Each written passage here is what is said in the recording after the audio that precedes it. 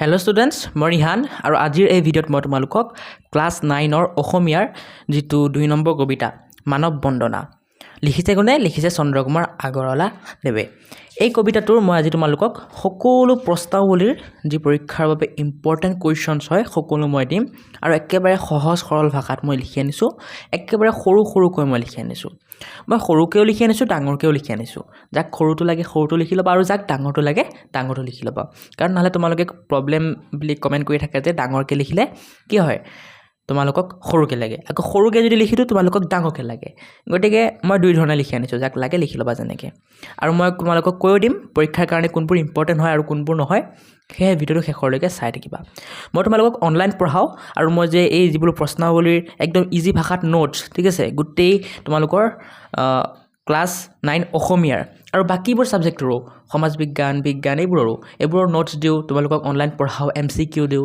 সেইবোৰ কেনেকৈ পাবা ক'ৰ পৰা পাবা মই এই ভিডিঅ'টোৰে মাজতে কৈ দিম গতিকে ভিডিঅ'টো শেষলৈকে চাই থাকা এতিয়া তোমালোকে এই শব্দ অৰ্থবোৰ চাবা দেই এই শব্দ অৰ্থবোৰ তোমালোকৰ পৰীক্ষাত আহা চান্স খুবেই আছে প্ৰশ্নাৱলীৰ তোমালোকৰ ভাষা বিষয়ক 1 নম্বৰ প্ৰশ্নখিনি আমি এতিয়া চাম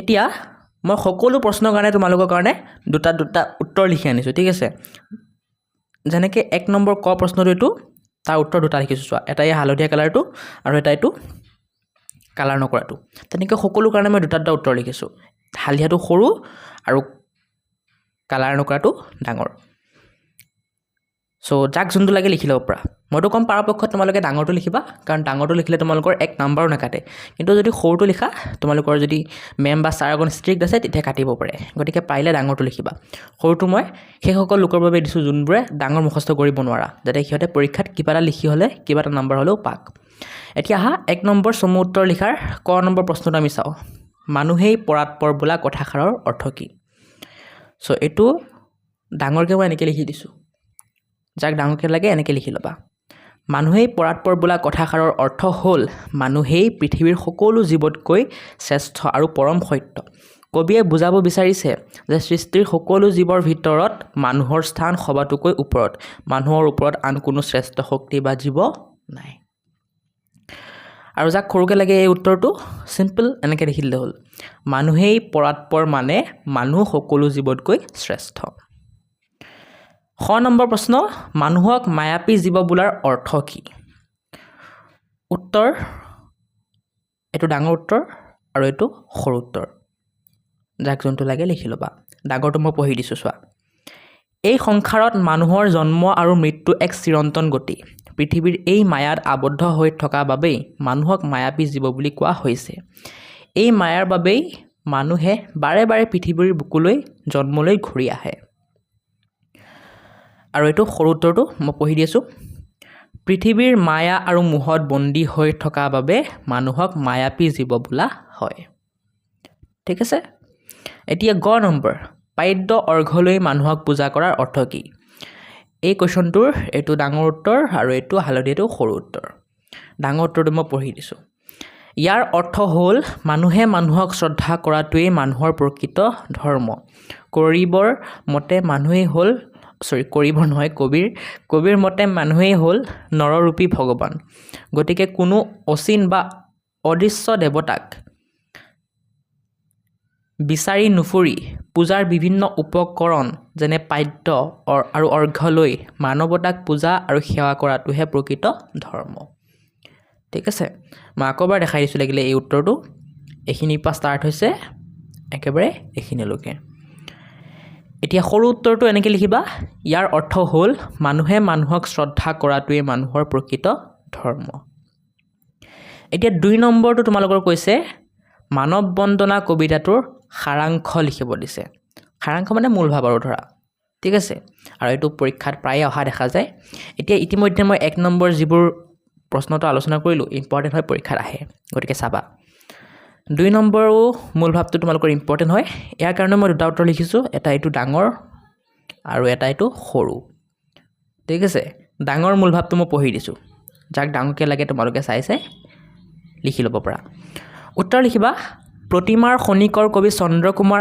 আগৰৱালাই মানৱ বন্দনা কবিতাটিত মানৱতাৰ জয়গান গাইছে কবিৰ মতে মানুহৰ পৃথিৱীলৈ আগমন আৰু ইয়াৰ পৰা বিদায় এক চিৰন্তন প্ৰক্ৰিয়া।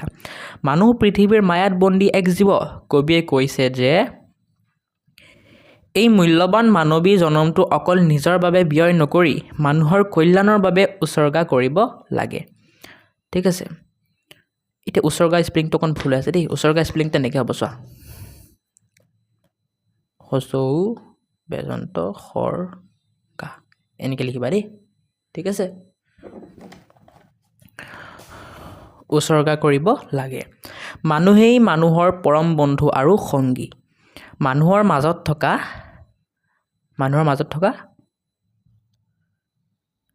পাৰস্পৰিক মৰম চেনেহেই হ'ল প্ৰকৃত ধৰ্ম আৰু ইয়াৰ জৰিয়তেই এই পৃথিৱীতে স্বৰ্গীয় সুখ লাভ কৰিব পাৰি। কবিৰ দৃষ্টিত মানুহেই হ'ল প্ৰকৃত দেৱতা বা নৰ দেৱতা।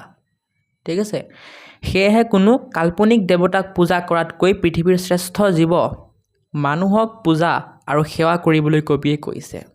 চমুকৈ এয়াই কবিতাটোৰ মূল ভাৱ বা সাৰাংশ, যি লেখা আৰু লিখিব পৰা।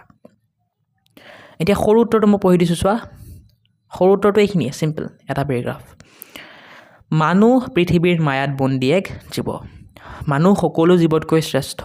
মানুহৰ মাজত থকা মৰমেই হ'ল প্ৰকৃত ধৰ্ম। সেয়েহে কোনো কাল্পনিক দেৱতাক পূজা কৰাতকৈ পৃথিৱীৰ শ্ৰেষ্ঠ জীৱ মানুহক পূজা আৰু সেৱা কৰিবলৈ কবিয়ে কৈছে। চমুকৈ এয়াই কবিতাটোৰ মূল ভাৱ। ঠিক আছে,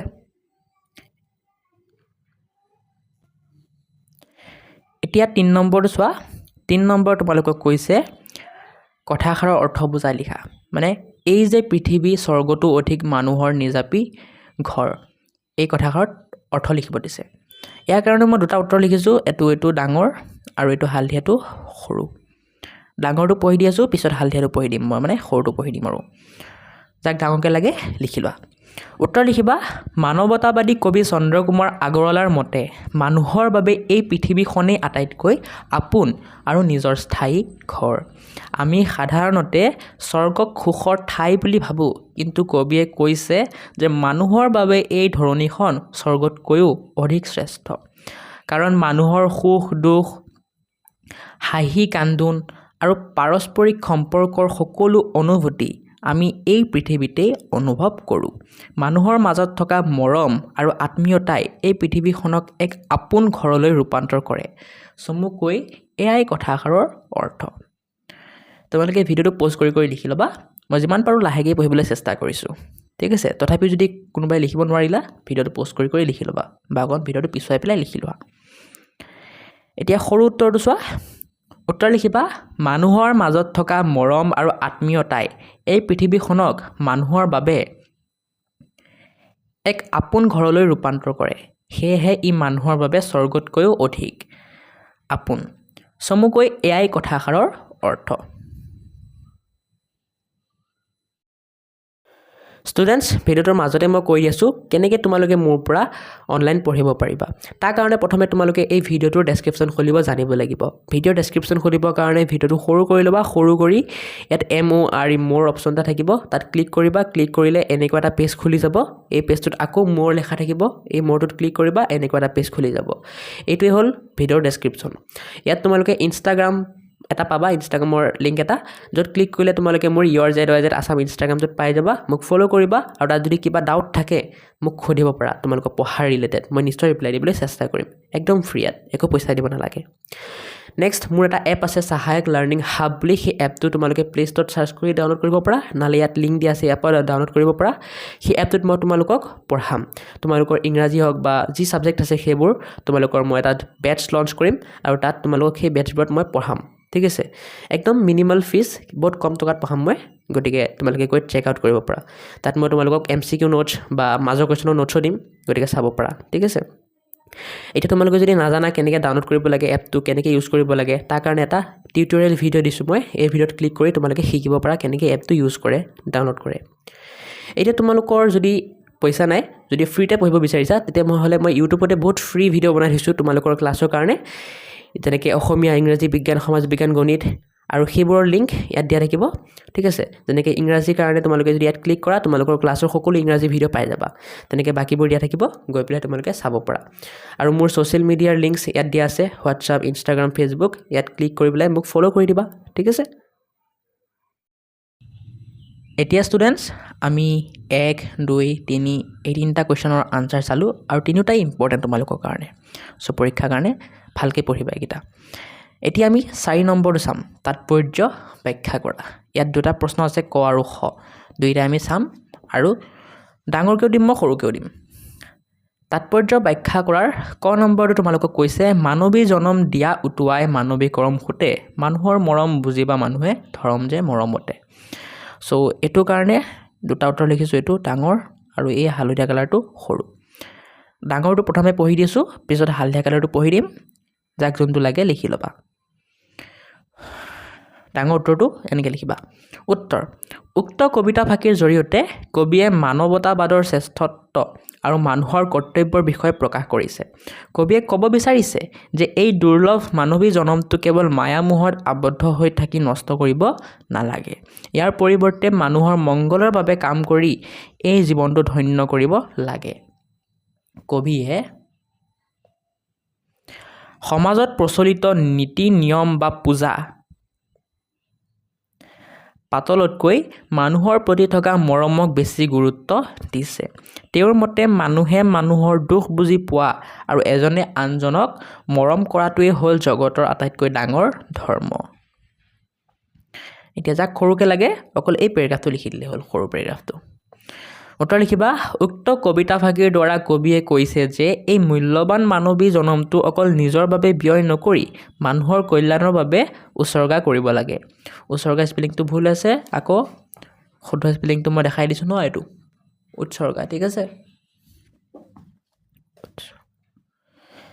তেওঁৰ মতে মানুহৰ মাজত থকা পাৰস্পৰিক মৰম চেনেহেই হ'ল প্ৰকৃত ধৰ্ম আৰু ইয়াৰ জৰিয়তে এই পৃথিৱীতে স্বৰ্গীয় সুখ লাভ কৰিব পাৰি ঠিক আছে এতিয়া খ নম্বৰ কুৱেশ্যনটো তোমালোকৰ কৈছে যে মানুহেই দেৱ মানুহেই শিৱ মানুহ বিনে নাই কেও কৰা কৰা পূজা পাত্য অৰ্ঘলৈ জয় জয় মানৱ দেৱ এইটো ৱাব্য হ'ব লাগিছিল বঙালী ৰ হৈ গ'ল এইটো ৱাব্য হ'ব লাগিছিল ঠিক আছে অকণ মিষ্টেক হৈ যায় টাইপিং মিষ্টেক লিখোঁতে কাৰণ ইমানবোৰ লিখিব লাগে ন চ' অকণ মিষ্টেক হৈ যায় টাইপিং তোমালোকে ইগন'ৰ কৰিবা ঠিক আছে এতিয়া এই কুৱেশ্যনটোৰ কাৰণে দুটা উত্তৰ লিখিছোঁ মই এইটো ডাঙৰ আৰু এই হালধীয়া কালাৰটো সৰু যাক যোনটো লাগে চাই লিখি ল'বা ঠিক আছে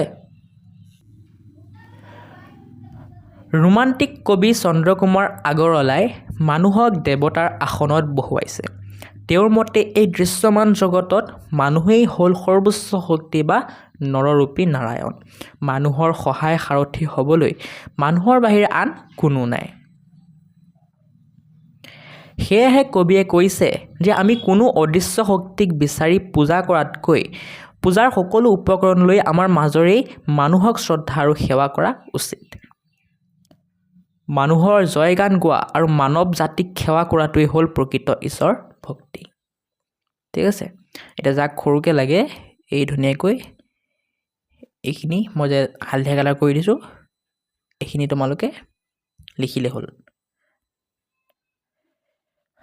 4 নম্বৰ খ কাৰণে এই হালধীয়া উত্তৰটো যাক সৰুকৈ লাগে লিখিলে হ'ল উত্তৰ লিখিবা মানুহে মানুহক শ্ৰদ্ধা কৰাটোৱেই মানুহৰ প্ৰকৃত ধৰ্ম কবিৰ মতে মানুহেই হ'ল নৰৰূপী ভগৱান গতিকে কোনো অচিন বা অদৃশ্য দেৱতাক বিচাৰি নুফুৰি পূজাৰ বিভিন্ন উপকৰণ লৈ মানৱতাক পূজা আৰু সেৱা কৰাটোহে প্ৰকৃত ধৰ্ম চ' এইখিনি আছিল তোমালোকৰ খ নম্বৰটো উত্তৰ এতিয়া আমি নেক্সট চাম ভাষা বিষয়ককেইটা ঠিক আছে 4 নম্বৰ ক খ দুইটা ইম্পৰ্টেণ্ট হয় পৰীক্ষাৰ কাৰণে আৰু ভাষা বিষয়কৰ 5 নম্বৰটো ইম্পৰ্টেণ্ট সমাৰ্থক শব্দ লিখা 6 নম্বৰটো পৰীক্ষাত নাহে ঠিক আছে ইমান ইম্পৰ্টেণ্ট হয় চ' মানে ইয়াত যিমান প্ৰশ্ন আছে গোটেইকেইটা ইম্পৰ্টেণ্ট খালি 6 নম্বৰটো ইম্পৰ্টেণ্ট নহয় গতিকে গোটেইকেইটাই চাব লাগিব তোমালোকে ঠিক আছে এতিয়া ভাষা বিষয়ক 5 নম্বৰ সমাৰ্থক শব্দ লিখা এইটো উত্তৰটো লিখি লোৱা মই প্ৰত্যেকৰে দুটা লিখি দিছোঁ সমাৰ্থক শব্দ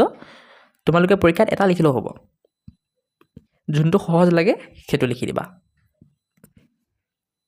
চোৱা মানুহৰ কাৰণে মানৱ নৰ, সংগৰ কাৰণে লগ লগৰীয়া, পৃথিৱীৰ কাৰণে ধৰা ধৰিত্ৰী, সুতৰ কাৰণে ধাৰা প্ৰবাহ, স্বৰ্গৰ কাৰণে সৰগ দেৱলোক, দেৱৰ কাৰণে দেৱ বা দেৱ কি কৈছোঁ মই দেৱ বা দেৱ, দেৱৰ কাৰণে দেৱতা সুৰ অমৰ, যিকোনো এটা লিখিলেই হ'ল। ঠিক আছে, এতিয়া 6 নম্বৰ কুৱেশ্যনটো তোমালোকৰ নাহে পৰীক্ষাত, তথাপিও কাৰোবাক যদি লাগে লিখি ল'ব পাৰা উত্তৰটো এইখিনি পালৈ এইখিনিলৈকে। ঠিক আছে, কাৰোবাক যদি হোমৱৰ্ক কৰিব দিয়ে তে ইয়াৰ পৰা চাই কৰি ল'ব পাৰা, বাকী ইম্পৰ্টেণ্ট নহয়। চ' এনেতেই আমাৰ গোটেই প্ৰশ্নোত্তৰসমূহ সমাপ্ত হ'ল। নেক্সট পাঠত মই তোমালোকক গীত আৰু ছবি এইটোৰ পাঠৰ প্ৰশ্নোত্তৰ দিম। আৰু তোমালোকৰ যি গদ্য আছে পদ্যাংশৰ আমি দুটা ইতিমধ্যে কৰিলোঁ হয়, শিশুলীলা আৰু মানৱ বন্দনা কৰিলোঁ। নেক্সট গীত আৰু ছবি দিম। আৰু গদ্যাংশৰো মই এটাও দিয়া নাই এতিয়ালৈকে। গদ্যাংশৰকেইটা যদি তোমালোকক লাগে তেতিয়া মোক কমেণ্ট কৰা, যিমান বেছি কমেণ্ট আহিব সিমান সোনকালে মই এই গদ্যাংশখিনি ভিডিঅ' বনাবলৈ চেষ্টা কৰিম। ঠিক আছে, যোনটো চেপ্টাৰ লাগে মানে সোনকালে কমেণ্ট কৰা।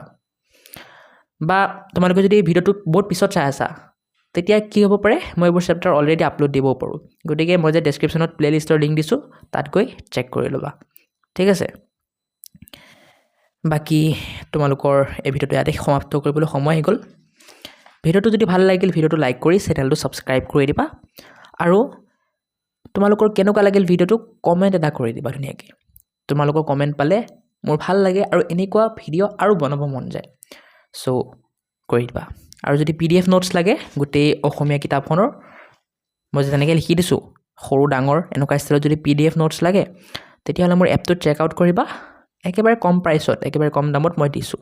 ঠিক আছে, চ' আজিৰ কাৰণে ইয়াতে সমাপ্ত কৰোঁ। বাই।